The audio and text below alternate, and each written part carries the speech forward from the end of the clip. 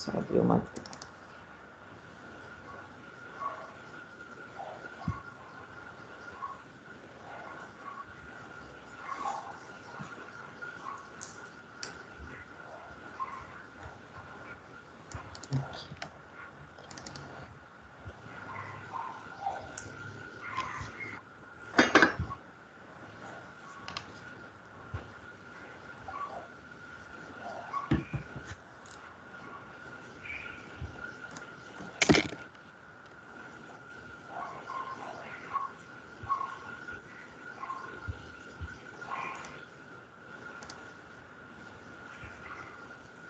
Ok, então.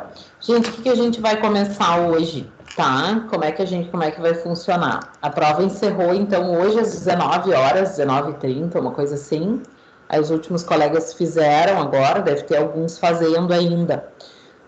Talvez, né, já terminaram agora há pouquinho.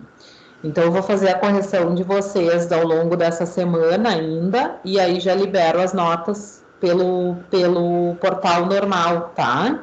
Não pelo Moodle, tá? Porque igual, como tem uma questão dissertativa, eu até posso liberar as respostas certas, não tem problema por ali, mas a questão dissertativa daí vocês não conseguem tê-la ali diretamente, tá? E daí na aula que vem a gente faz a correção com calma, daí revisa os pontos e aí tu retoma isso. Até poderia fazer a correção hoje, mas a gente tem outras coisas para adiantar aqui, tá?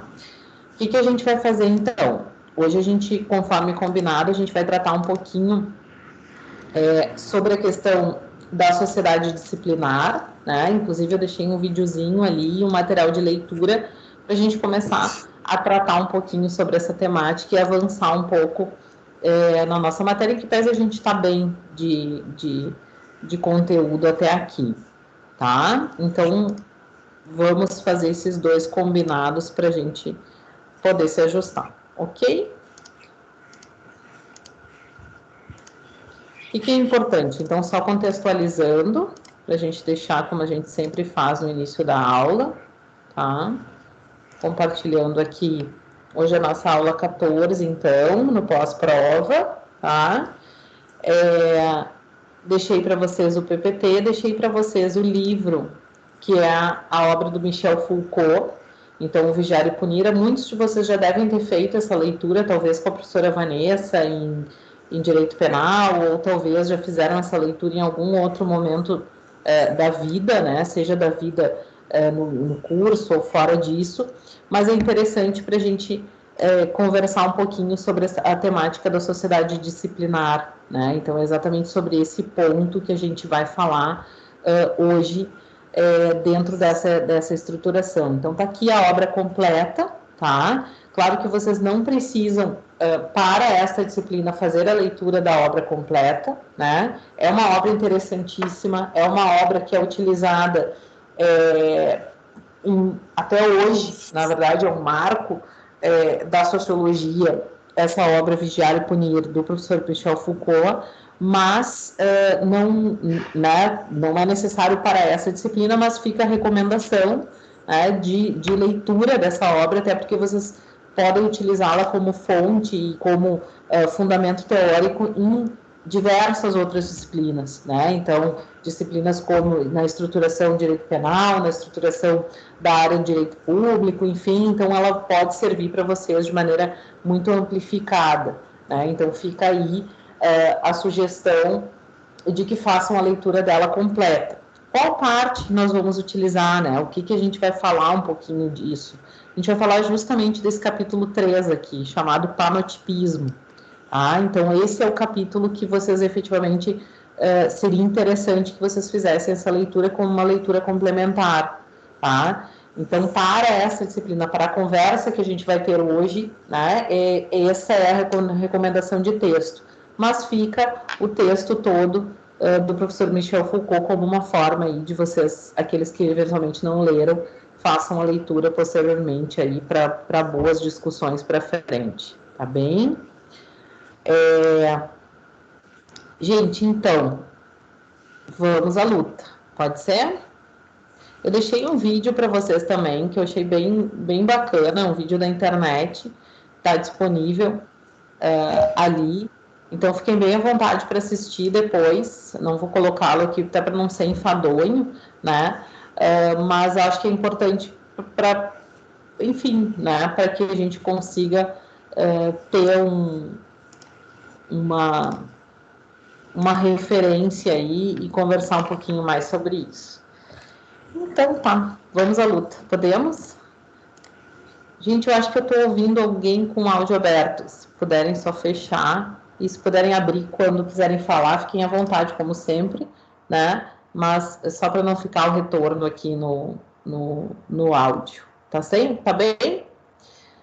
Gente, qual é a dinâmica da aula hoje? Né?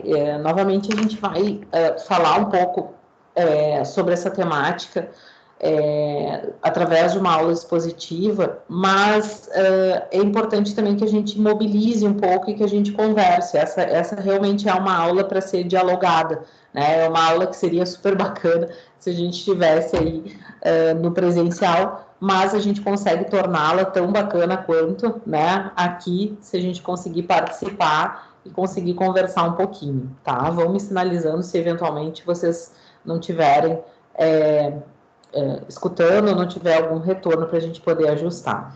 Então, sobre o que a gente vai falar hoje, né? O que vai ser trazido efetivamente? A gente está tratando sobre o capítulo da socialização, né? Nós falamos sobre as formas que vai se dar o processo de socialização, seja ele primário, seja ele secundário. Nós falamos sobre a própria estruturação da memória coletiva, né, e da importância dela para a formação das sociedades, né, de como isso faz parte do contexto histórico e social da formação dessas estruturas.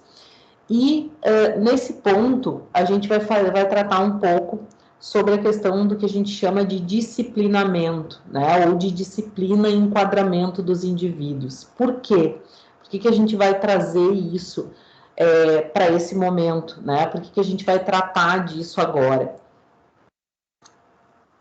Porque quando a gente falou sobre a construção dessa socialização, ou desse processo de construção das identidades, a gente também falou que isso é, de certa forma, algo aprendido, né? Algo incorporado por aquelas sociedades. Né? Se a gente for lembrar do próprio homem cordial, quando nós falamos, e isso veio lá na nossa prova, né? E aí nós tratamos sobre essa busca pela identidade efetiva do brasileiro, do europeu, né, da visão que nós temos dessa construção dentro da própria estrutura do Brasil, a gente começa a se dar conta que esse aprendizado, por isso que eu dizia que a gente ia chegar lá, né, falando um pouco sobre essa questão do poder e de como o poder interfere, em certa medida, na estrutura e na própria dinâmica da socialização das pessoas,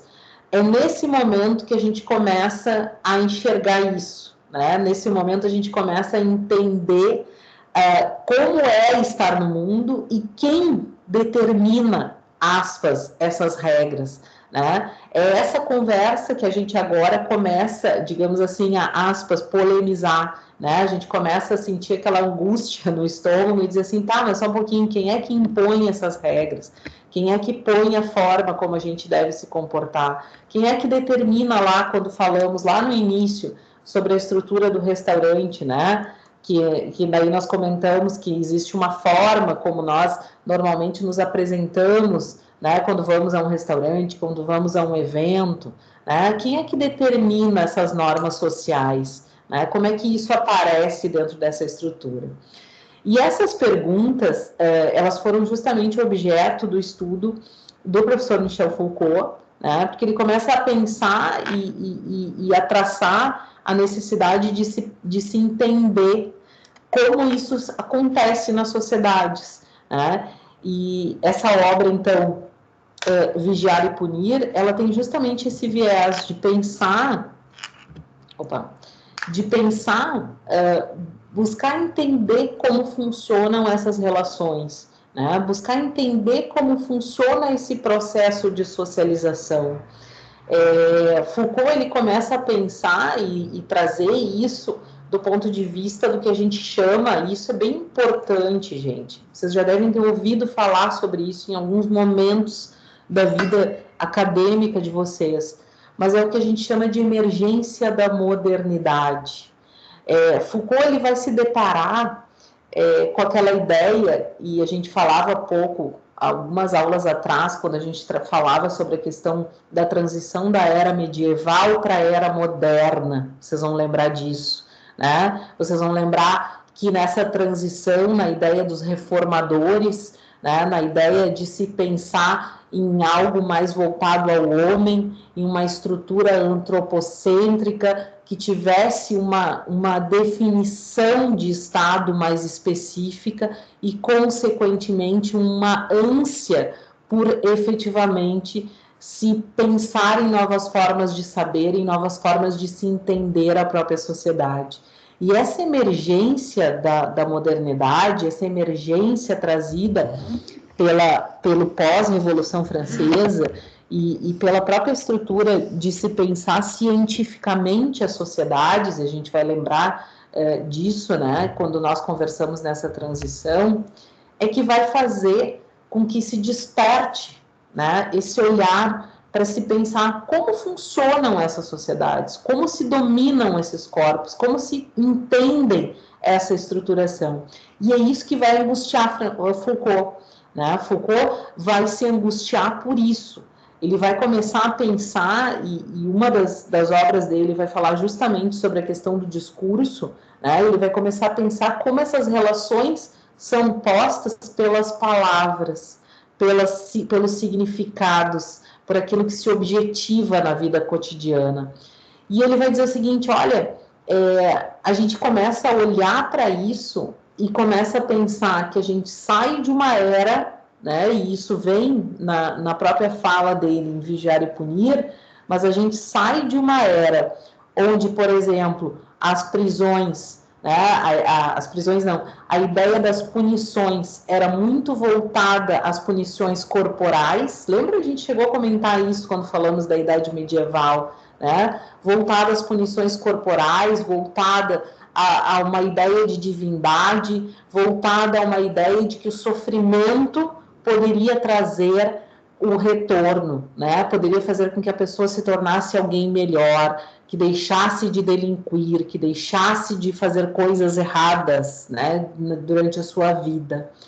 E justamente a modernidade, ela vai dizer o seguinte, não, nós temos que repensar isso, né? Nós temos que repensar essas estruturas, né? Nós temos que repensar a forma como nós estamos punindo esses homens, por dois grandes motivos, né? E isso ele traz quando ele fala sobre a questão do suplício. Ele vai dizer o seguinte, olha, por um lado, essa questão de punir através do suplício, de certa forma, faz com que eu perca pessoas, né? As pessoas morrem por nada, né? E cada vez mais a gente perde pessoas, e isso, consequentemente, a gente perde poder. E mais, ele vai dizer o seguinte, olha, só um pouquinho, existem situações no suplício, e ele narra isso lá no início da obra, onde ele vai dizer o seguinte, não, só um pouquinho, vamos pensar.